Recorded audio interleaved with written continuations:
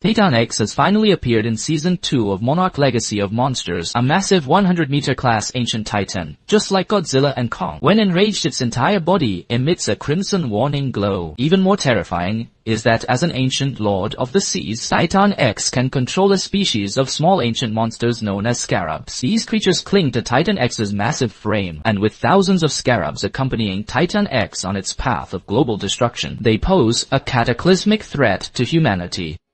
Congratulations on catching this breakdown of the second episode of Monarch, while you've still got 70 battery life. In the previous episode, after humans inadvertently released Titan X from the world axis, Kong pursued it relentlessly, but it managed to escape into the ocean. Humanity clearly hasn't realized the terrifying implications of releasing an ancient sea lord back into the wild. As the team flies back to the Monarch vessel, they are unaware that a scarab has already hitched a ride on their helicopter. Meanwhile, on board the ship, Monarch has successfully tracked Titan X's location, is currently moving at 35 knots toward the South China Sea. Acting Commander Tim attempts to contact Chief Barris, only to find that all communications are completely down. The storm surrounding the island is emitting a powerful electromagnetic field, knocking all satellite links offline. Restoring the signal will take time, and may even require the ship to move out of the signal interference range. For now, they have effectively become an information islander. Tim realizes that no one else is aware of the threat this behemoth poses, yet everyone is looking to him for orders. Just as he hesitates, Colonel Shaw makes his appearance. Shaw insisted that the ship pursue the Titan immediately, completely ignoring Tim. Pressing Monarch to take immediate action, Tim tried to stall, arguing that they needed to wait for orders from Washington. Shaw wasn't buying it. He warned that if the Titan were to make landfall in a densely populated area, it would result in a total catastrophe. Tim countered, emphasizing that the vessel was not a warship. He also blamed Kate and the others, claiming their attempt to rescue Shaw was what led to this current predicament. Finally,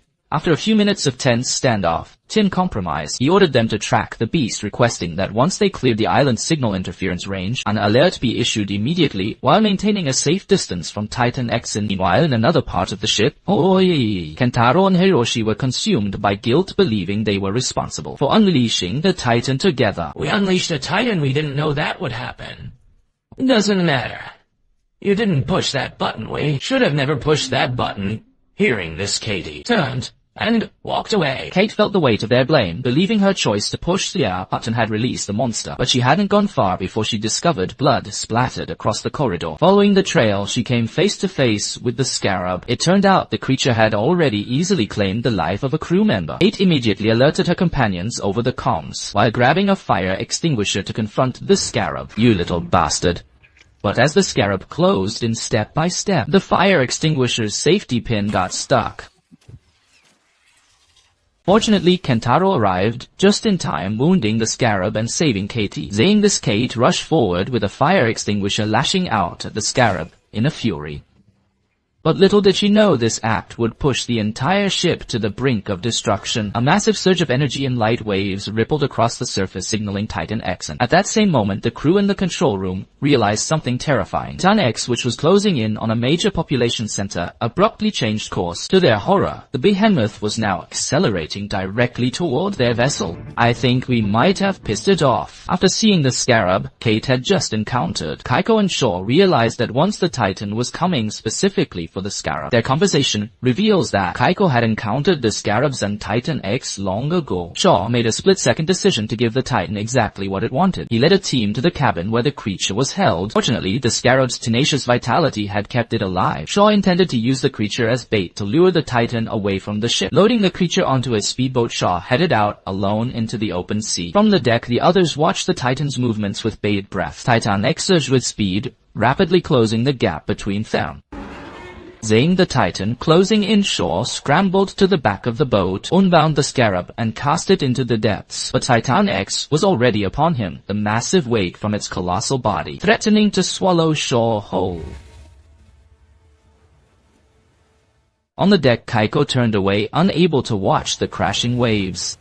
At the very last second, Shaw breached the swell, narrowly escaping certain death. By putting himself on the line, Shaw had saved everyone on board. Scarab plunged into the sea, joining thousands of its own kind. As they latched onto Titan X's massive frame, its objective secured, Titan X turned and departed, sparing not a single glance for the insignificant humans. Watching the retreating Titan X, Keiko couldn't help but recall that night decades ago. In 1957, Keiko and her companions arrived at an island for an investigation, arriving just in time for a local fishing village's festival. The villagers explained their belief in appeasing the great sea god to ensure a bountiful catch. Beneath the festive harvest celebration lay an air of ancient mystery. As the revelry reached its climax, the villagers carried offerings while performing an ancient ritual. Man sliced open a fish and knelt down, his blood-stained hands painting an eerie symbol on a woman's forehead.